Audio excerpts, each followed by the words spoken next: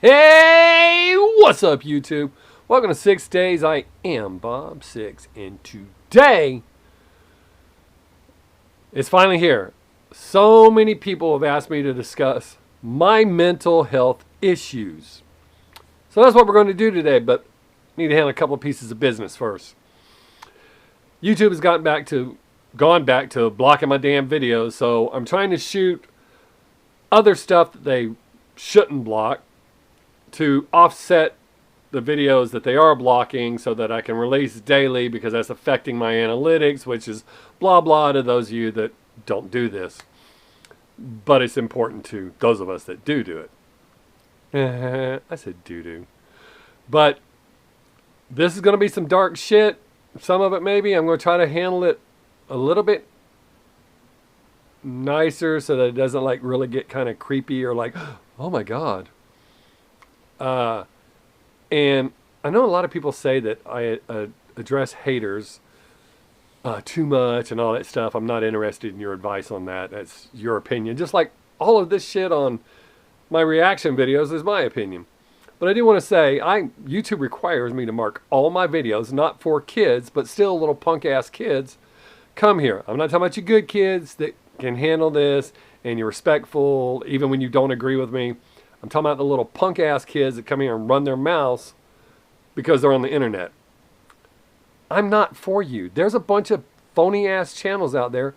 Go there. Or better yet, stay on YouTube Junior where you belong. Okay? I'm not interested in your stupid shit. I ignore 98% of you unless you say something just so outlandishly stupid I feel I should say something back to correct you. But other than that, you're just little punk ass kids that don't matter. It's like a barking dog 3 doors down. It's kind of annoying, but irrelevant. So there you go. There's your attention. Oh, gives you a warm, oozy feeling inside, right? Oh. Now, step. All right. Now, for those of you that are actually interested in my mental health issues, I've literally had them my entire life. But in the 70s, and prior to that, but the 70s is the main time it came into effect for my life, there wasn't really a whole lot they did.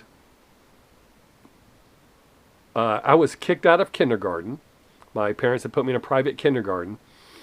And I was so bad that it was actually a house that had been converted into a school. So it still had, even though they didn't look like a living room, a bedroom, or kitchen, it literally was those rooms cleared out, but they were turned into classrooms, and the bathroom was still the bathroom that came with the house.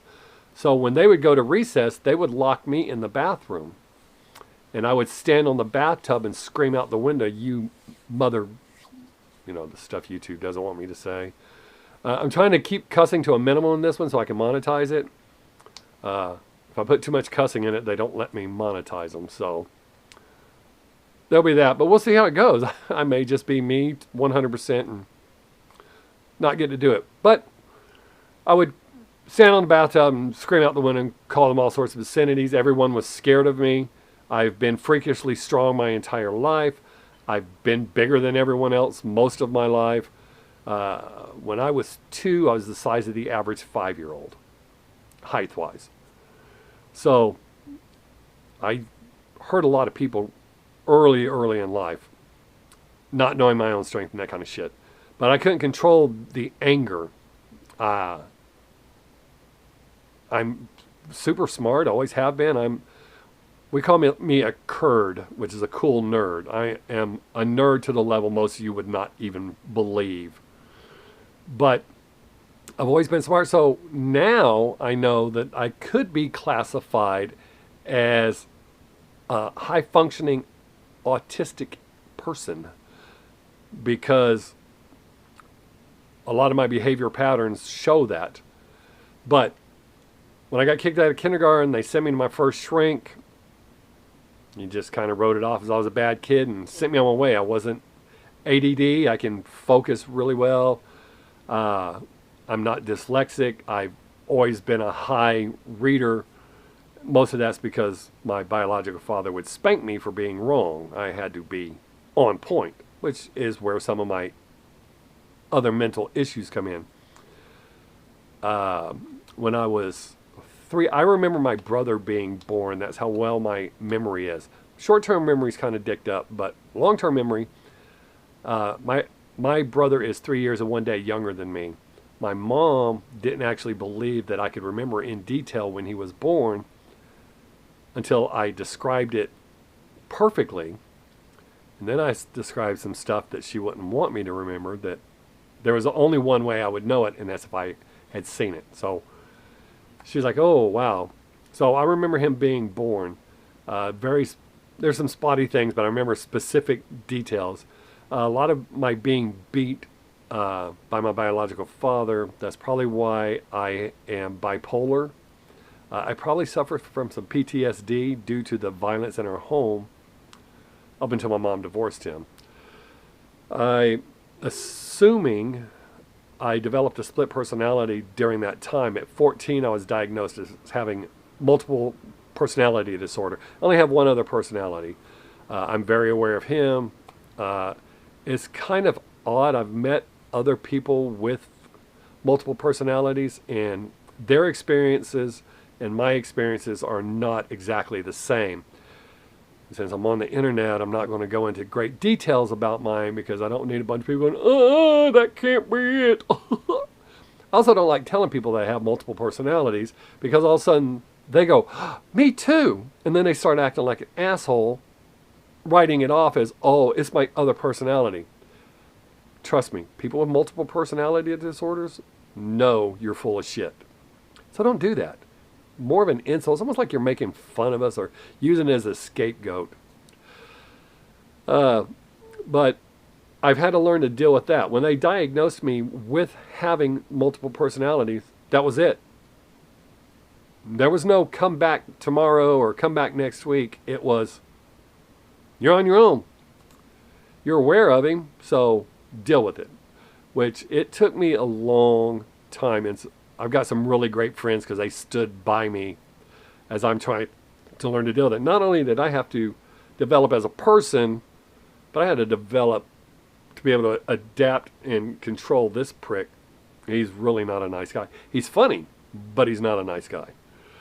But due to the violence in my home, I'm pretty sure I suffer from some PTSD. The OCD, I believe, comes from my biological father was real big on details from us, not his friends. They could be however sketchy they wanted to be, and we weren't allowed to be that way. Everything had to be dress right dress. When we made our beds, it better be done correct. If I washed his truck and I missed a spot, he wouldn't tell me where the spot was at. He'd make me rewash the entire truck and rewash the entire truck and rewash the entire truck and never tell me where I was missing. So I developed that in my head. My OCD is not, and somebody just messaged me last night and they told me that they think this is funny, but I described this because it's an actual tick for people with OCD. I'm not high-end OCD. I have a thing for patterns, numbers, and routines. So to tell you how deep that goes, at work, I can go to lunch early if I want to. But if they tell me to go late, past the time I normally do, I get violently pissed. Now, I'm not a kid, so I don't like start throwing hands on people or no shit like that. But I get seriously pissed. Like, you know how you get when someone talks about your mom? That's how I get when I'm told I have to go to break late because they've planned something that I don't want to be a part of. I'm trying to help find ways to connect this to those of you that don't have these issues. So I've had to learn to deal with OCD. I make high-end writing pens. My pens are expensive. They go from $30 to $250 a piece. I've been doing it for almost 15 years now. So I have people that collect my pens. But when I first started making pens, my OCD would make me make them so perfect that people said they were too perfect. It doesn't look handmade. You need to make some mistakes or leave some mistakes in. So it took me several years to accept some flaws. Now they're minute, very rare do any of my customers catch any of my errors. But I leave them in on purpose, and I tell the customers they're there. So even though they're there, they very rarely find them. But it shows it's handmade. It makes their pen unique. It's one of a kind. So most of them are cool with it. So my OCD, oh, I'm sorry. See, I got distracted. My OCD, there are people with OCD that, like, if they're going to leave a room, they have to turn the light on and off 5 times, spin in 3 circles, counterclockwise, bark like a dog, cluck like a duck, clap their hands, and then walk out. There are really people like that. I'm not that way. I do have a thing about answering the phone, too. I cannot stand my phone to ring and me not answer it. Even when I know it's spam, I answered a call on one of my videos, and some douchebag thought it was a setup with said his dumb shit, whatever it was.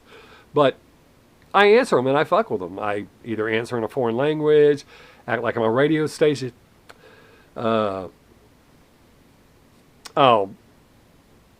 Pretend like I'm someone else. I do all sorts of silly shit. Or I ask them questions that make them uncomfortable. Really uncomfortable. But different shit like that, but I have to answer the phone. So I've learned to deal with OCD. And about 10 years ago, no, it was longer than that, I started suffering from depression. I will tie all this in together in a minute. But on top of everything else I've had to deal with my whole life, it may have been longer than 10 years ago. Both my kids were still in school. My daughter was either like 8th grade or had just started high school. And my son's 3 years younger than her, so he was below that. But depression, I started suffering from depression. And it's not that I need to hang myself. It's not that depression. Not all depression is that way, and I'm not making fun of those people. Those people seriously need to get help. If you are suicidal, please get help. Talk to someone, even if you talk to me, because if I can't help you, I've helped 2 people, which I'm very proud of, but if I can't help you, I will definitely tell you to get help. There's some people that have talked to me, and I've told them I can't. You need to get help. So I wasn't suicidal. I didn't even know what was going on for months. I literally just kind of stopped functioning. I would sit at home and play Call of Duty Modern Warfare online. That's something else. I don't like to play video games just me against the computer. The computer has I don't know if they've changed. I quit gaming a long time ago. But has patterns that they follow, and you can figure that shit out. I don't like that. So I always enjoy interacting with other human beings. So when I play video games, I play online with other human beings. That's another thinking person doing something else. Because I really have this thing for outthinking you and being better. Sorry. And it doesn't mean I always am. But I would literally sit on the couch all day doing nothing. I had no desire to do anything but play Modern Warfare. Actually, I think it was Modern Warfare 2. It's been a long time ago. But I would sit there playing video games until time to go pick the kids up from school. And I would change into my clothes, out of my pajamas, go pick them up, come home, and then we'd play video games together so they didn't know anything. But I didn't want them to know I had not done shit. Now, I still went to work as I should. I still met all my responsibilities. But if I didn't have, and I mean have to do something, I literally just sat on my ass for months. I'm shooting a video. Shut up. Now. Wow. Some people.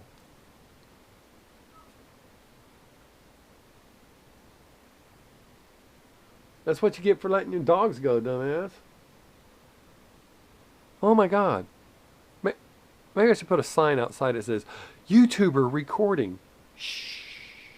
Anyways, so when I finally realized that something was wrong, I started Googling my symptoms and found out I was depressed.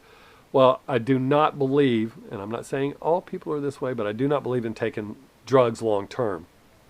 So I decided I was going to set out to try to fix myself because I beat drug addiction without medical help. I had some help from some friends, but I beat drug addiction. I beat a 2-year meth addiction. I beat a 2-year Girl Scout cookie addiction with no medical help. I beat alcoholism with no medical help. I'm a very strong-willed person, plus my OCD kind of helps there. It literally takes me 12 days to make and break habits. But as I tell everybody with addiction, you have to want to quit. So those of you that go, well, I want to quit, but I can't seem to. Well, no, you can't doing that. So it's a mindset. You have to want to. And yes, some people do get addicted to the point and they don't have the mental stability to just quit. So those people do need help. So I started figuring out ways of pulling myself out of depression. And y'all saw a video here a while back where depression had grabbed me by the short and curlies and was just kicking my ass. I was having a bad day that day. And some people show concern, and I appreciate that. But it still gets me from time to time. I let my guard down or whatever. But I meditate every day. I have things that I do when I start feeling depressed to pull me out of it. It's a distraction. So all of my mental issues, I can't say fixed, but I've learned to deal with due to the early years. There was just no help. I had to learn it's not okay to just beat people up because they pissed you off. As I've told my wife several times, it's because a lot of people will say, I would never imagine you're that violent. My natural instinct when you piss me off, this is literally going on in my head. If you piss me off, is to knock you the out. That's my natural instinct. But I'm screaming at myself in my head, don't do it, don't do it, don't do it. It's not worth it. We don't need to go to court again. I've won all 8 court cases when people try to sue me for their medical bills. I've won all those. So it's always self-defense. I'm always really good at that. So, and it's been a long time. I haven't had a real fight in over 20 years. That don't mean I can't do it, and that don't mean I won't do it. It just means I don't. I'm working on myself to be a better person. But so I had to learn with OCD to accept certain things. There are certain things. Now, things I can control, patterns, numbers, shit like that, I'm good with that. That gives me some control, and as long as I'm doing some of this, I'm good. My bipolar shit, it's part of like the violent part where I was just said, I have to tell myself when it clicks to go, no, no, no, no, no, no. That's not how you do it. So I'll distract myself. I have things that I do, and I'm not disclosing here on YouTube openly. And no, it's not drugs or no stupid shit like that. I have things I do that distract me mentally from the issue that has me pissed off until I get back. I also meditate every day, with no exception, every day. Sometimes longer than others, but take time to meditate. It helps. And then I develop some mantras like it is what it is, whatever happens, happens. There's things beyond your control. You plan on going to the park and it starts raining, no sense to get pissed off. You can still go to the park, you just get wet. But that's beyond your control, so there's no reason to get mad about it. Do something else. Or like I say, go to the park. You can play at the park when it's raining. There's less people there, so more swing sets are open. So I constantly trying to evolve into a better person, and I struggle. My other personality, he's still there. I can usually keep him at bay, but there's times like when I'm driving and I'm distracted thinking, or I'm at one of my jobs where I'm distracted and thinking, he just all of a sudden takes over. I don't mean I start jumping around and worshiping Satan and sacrificing animals. There's nothing like that. I feel the switch, and I don't want to go into details about how this works, but I know when he's in control, and then I have to struggle to get back in control. Usually he just wants to be out for a little bit, and it's not like he's running around causing trouble, so it's usually okay. It's not as bad as when I was younger and he was coming out all the time and beating up people and breaking shit and doing stupid shit. I've learned to control it a lot better, and I think the meditation helps, and being more aware of what he's doing and the signs that he's coming and all that kind of shit. I know when it's coming. So he's gotten easier to deal with. I don't ever use him as an excuse. A lot of people will say, sometimes I'll get mad and go, oh, is it calling by his name? No, he's not always that way. I mean, I'm a human being. I get pissed off too. But a lot of people just jump to that, and it's not that.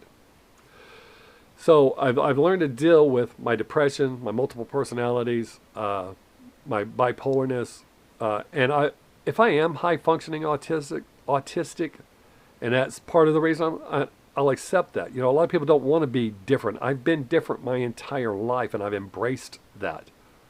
I don't want to be like you. I don't dress like everybody else. I don't talk like everybody else. I don't look like everybody else, and I damn sure don't think like everybody else. But,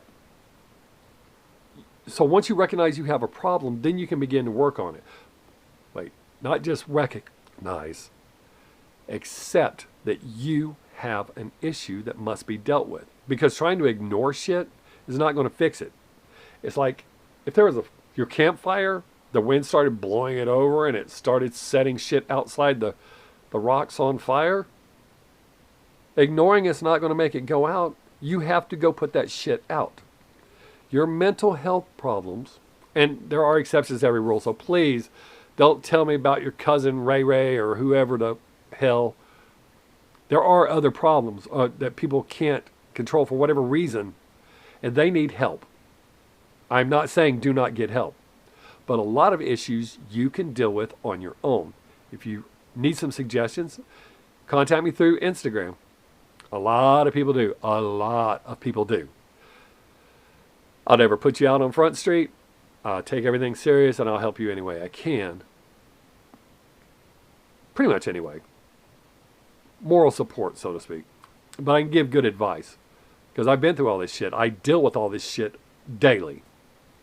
So don't ignore your problems. If something doesn't feel right in here or in your heart, something's not right. You need to address that. And that's where meditation comes in. Well, with me anyways. It helps me zero in. But start Googling your symptoms. That's something that gets me. People have the world and a wealth of knowledge at their fingertips. But instead of doing that, they go into people's videos and talk shit about them. That's a good use of resources, dumbass. But if you have to, number one, you have to really want help.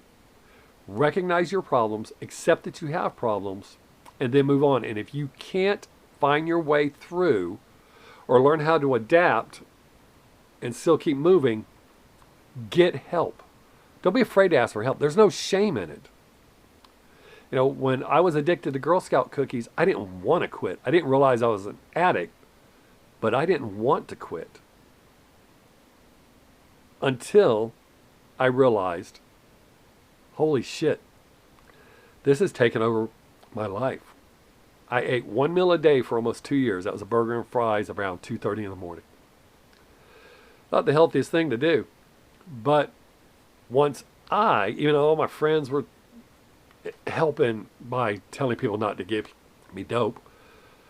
And please don't go, dope is not meth, it's heroin. Shut up. I didn't ask you. Okay? It's that simple. So if you're not contributing, you're just being some dumbass making smart ass remarks. That's for you. I don't care what you got to say. If you're making dumbass comments. But so they helped in that manner, trying to cut off all my sources. But once I realized, oh shit, then I quit. I didn't care that I was an addict when I was an addict. I was doing as much as I could. And since I was the life of the party, people gave me a lot of free shit. A lot of free shit. So I can tell you for a fact, drugs and alcohol do not help I mean, it numbs you, but it's not fixing the problem.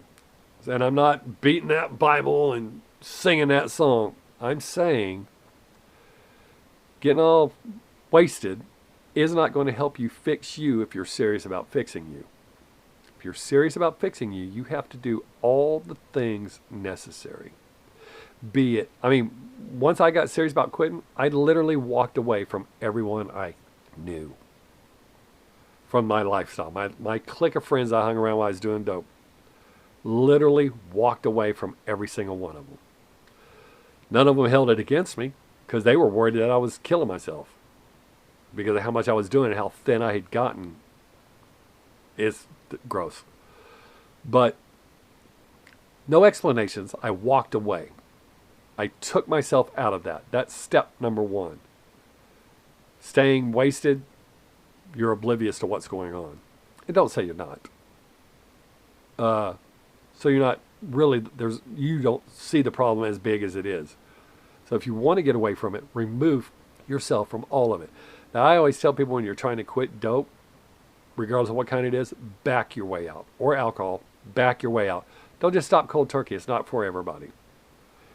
Slowly back yourself out. Always try to do less than you did the time before. Eventually it becomes a competition. You start feeling better about yourself and it'll speed up. The process will speed up and you'll quit. And some of you are going to go, it's not that easy. You don't understand. I do. I've been there, done that. So don't tell me I don't understand. Especially if you're like a 16-year-old kid. I'm 53 years old. How dare you tell me what I understand and don't understand? I came from a very abusive childhood. And even when my dad came into my life, that man that had adopted me, my stepdad, and he became my dad, we were still dysfunctional. He wasn't abusive. He's probably the reason I didn't wind up in prison. He put a lot of good stuff in me. Morals and shit. But we were still dysfunctional, but we still function. I have a dysfunctional family now, but we still function. It's what we do. We still love each other. I've said it many times before, and I'm dead serious. I would kill anyone over my family and not blink an eye at all. Not lose a moment's sleep. And I know that for a fact. So, even though we're dysfunctional, we love each other. And it's important. You got to love and have goodness. Life's all about balance. So if you got this shit weighing you down that sucks, you need to get some shit that's good to help balance yourself out. So that's why I use distractions. When depression hits or I get too angry, I do something to distract myself, to remove myself from the situation. So that's my advice. I don't know if this really helped anybody, but remember, y'all asked for it and you wanted to know. So, I'm not perfect, but I do work on myself every single day. I try to be. I have a goal of who I want to be, and that's where I'm headed. Now, don't say, well, I want to be the King of England, set the bar that high, and you're never going to be the King of England. But be better tomorrow than you were today. Help a stranger. When I'm in Starbucks line, I randomly pay for people behind me just to have a good day. You don't know what kind of day that person's having. I do it sometimes at fast food places, which I very rarely eat fast food, but my granddaughter does. Randomly pay for someone behind you. Listen. I mean, don't get hemmed up on a $60 bill if you ain't got the $60 to cover it. But listen, if somebody behind you just orders a Happy Meal, pay for the Happy Meal. That's a good feeling. Don't stick around for thank you. I never, ever do that. So you can get through this. And like I said, if you need help or you want some advice, feel free to hit me up through Instagram, and I'll be more than happy to see what I can do. But if I cannot help you, my advice will be to get professional help. So if you're still here after all my blah, blah, blah, blah, blah about my mental problems, which I'm comfortable talking about them, but I don't know on this scale of how it's going to be because of the potential of how many people will see this and act like dipshits. So, I mean, I don't give a shit if you act like a dipshit, but I'm trying to help people, the people that have asked me about my mental health issues. So if they see that they're not the only ones with those problems, they'll get help one way or another. So there you go. Thanks for hanging out. And if I missed anything, just message me and tell me I didn't cover something you wanted or you didn't understand something. It'll be cool. Thanks for hanging out. Have a great day. Make someone laugh if you get the chance. Don't forget to tell your friends and family each and every time you leave that you love them, because you just never know when that's going to be the last chance you get to tell them. Stay safe, people. We are living in some crazy ass times, and I don't mean crazy like me. I mean bang, bang, danger crazy. Be safe. I am Bob Sixx. Peace.